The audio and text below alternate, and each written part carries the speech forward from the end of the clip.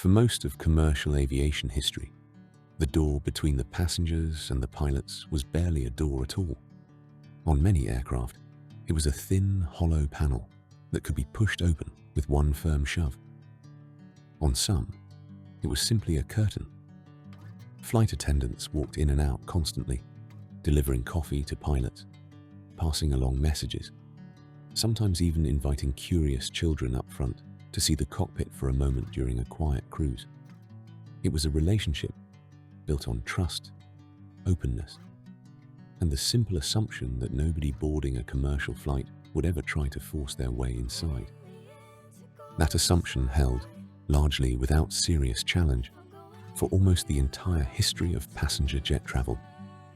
Then, on a single morning in September 2001, everything about how the aviation industry thought about that door changed permanently, and it has never gone back. This is the history of the cockpit door. In the early decades of commercial aviation, the idea of physically fortifying the space between passengers and pilots would have struck most airline executives as bizarre, even slightly insulting to their passengers. Air travel was still relatively rare and expensive.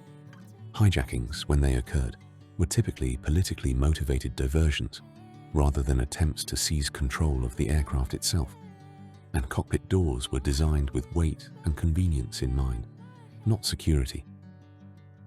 Regulatory requirements that did exist for cockpit doors focused almost entirely on things like fire containment and decompression venting, not resistance to forced entry.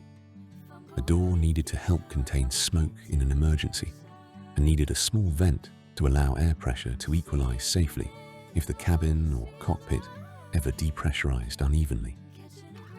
Keeping out a determined person was simply never part of the design brief, because nobody building these aircraft had seriously modeled that as a realistic threat worth engineering against. Hijackings throughout the 1970s and 1980s, while serious and sometimes tragic, typically followed a familiar pattern.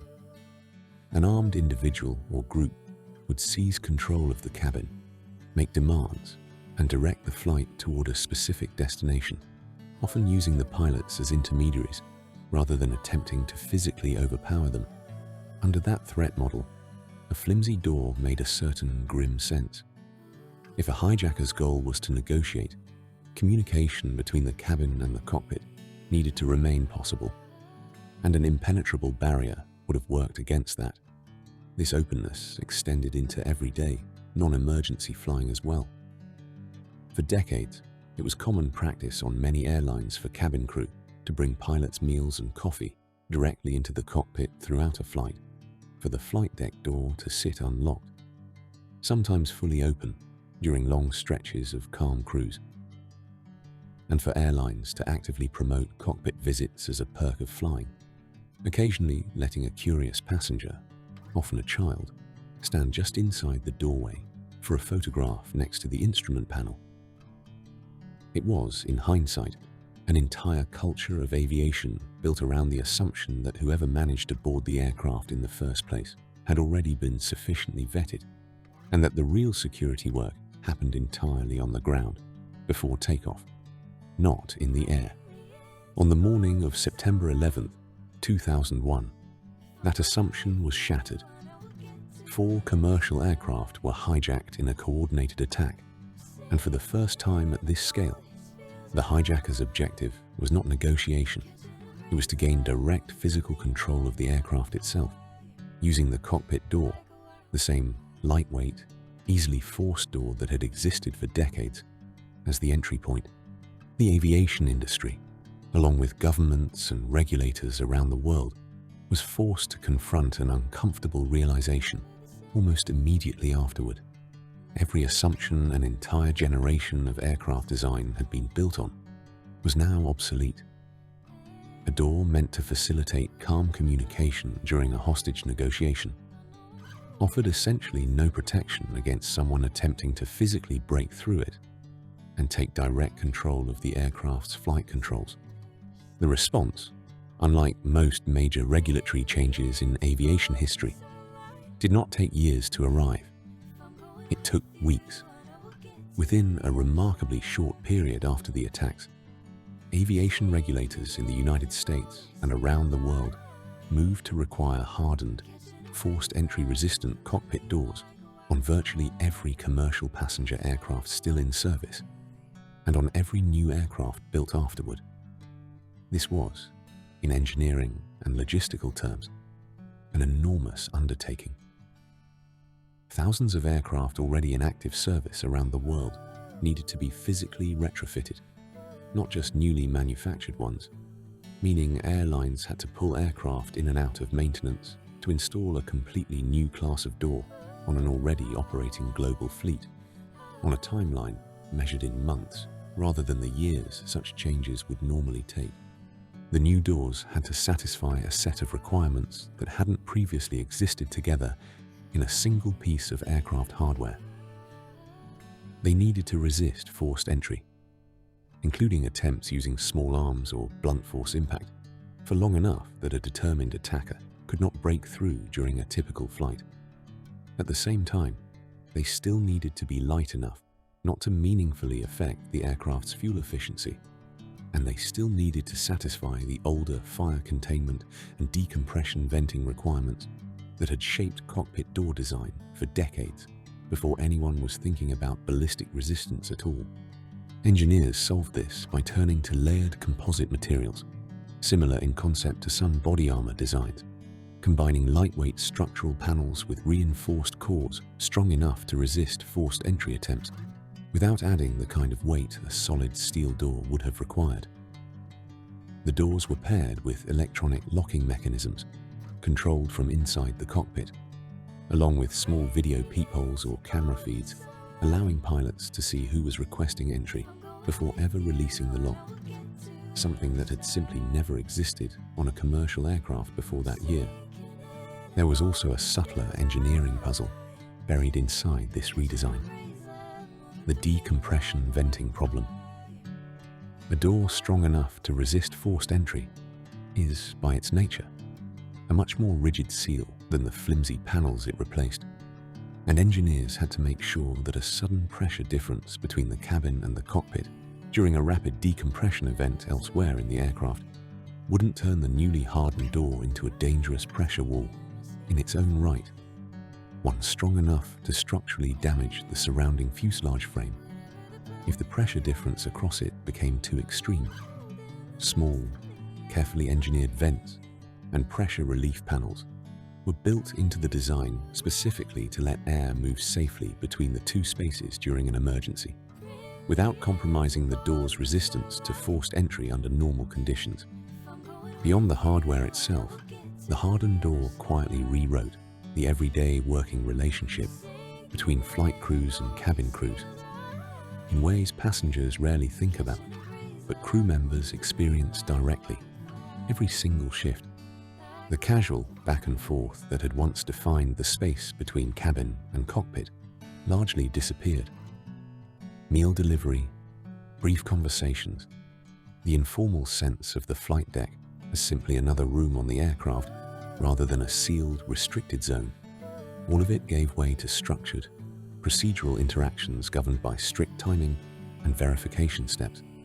Flight attendants who had spent years working under the old system often described the adjustment as significant, not because anyone doubted the necessity of the change, but because it formalized a psychological distance between cabin and cockpit crew that had never really existed before, replacing familiarity with protocol almost overnight. The new door alone wasn't enough.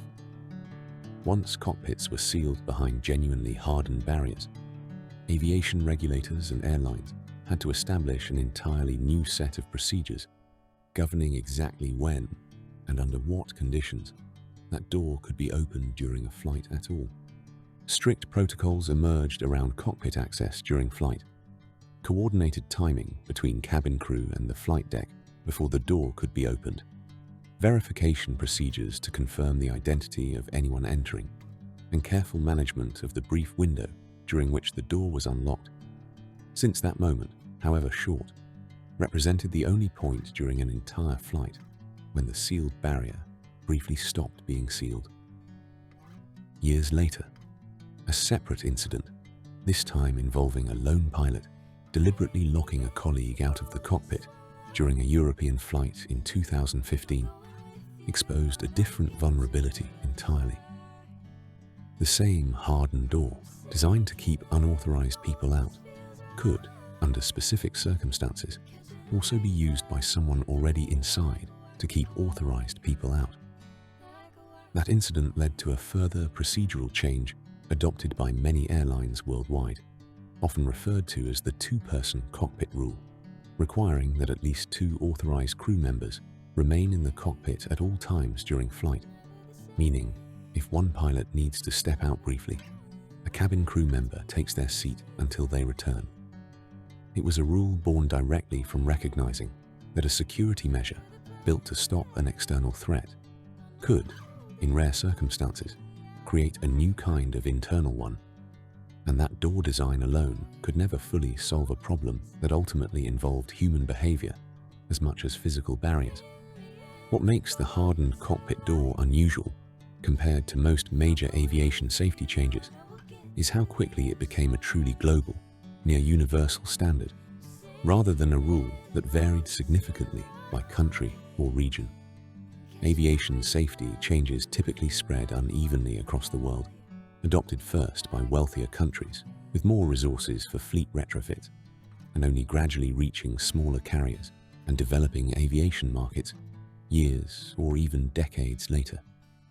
The hardened cockpit door largely broke that pattern, because international aviation bodies coordinate minimum safety and security standards across borders, and because airlines flying international routes are generally required to meet the strictest applicable standard among the countries they operate in and out of, the practical effect was that hardened doors became a near universal requirement across the global commercial fleet within just a few years, regardless of where an individual airline was headquartered. It's one of the rare cases in aviation history where a security requirement born from a single event in one country effectively became a worldwide standard, almost immediately, rather than slowly diffusing outward over a much longer timeline.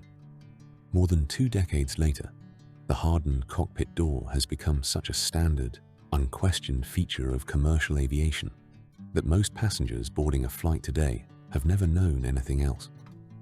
Younger travelers, in particular, often have no memory of an era when cabin crew could casually pass through an open cockpit doorway, or when a curious child might be invited up front for a brief look at the instruments during a calm stretch of cruise.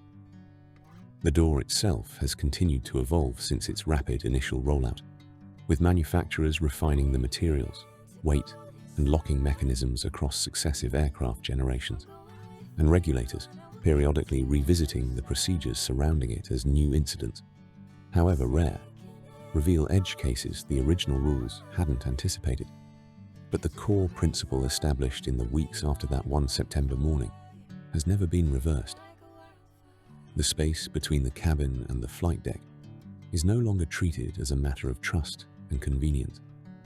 It is treated, permanently now, as a matter of physical security, engineered, tested, and continuously reconsidered in a way that an entire prior generation of aircraft designers never once believed it needed to be. The next time you board a flight and glance toward the front of the cabin, you'll likely see a plain, unremarkable door, closed, with no visible sign of the layered composite, the electronic lock, or the small pressure vents built into it. It looks like almost nothing. It looks like it was always going to be that solid, that sealed, that final, the same way the rounded airplane window now looks like it was always going to be round, or the oxygen mask compartment looks like it was always meant to sit exactly where it does. It was not inevitable. For most of aviation history, that same space was protected by little more than a thin panel, and an unspoken agreement that no one would ever try to force their way through it.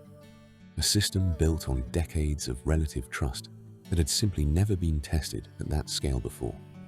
It took one morning, a completely rewritten understanding of what a cockpit door needed to protect against, an industry-wide retrofit completed in a fraction of the usual time, and more than 2 decades of continued refinement since, including lessons learned from an entirely different kind of threat coming from inside the very door, meant to keep danger out. To arrive at the quiet, unremarkable, thoroughly engineered barrier that now sits at the front of nearly every commercial aircraft in the world, doing its job so completely and so invisibly that most passengers never think about it at all.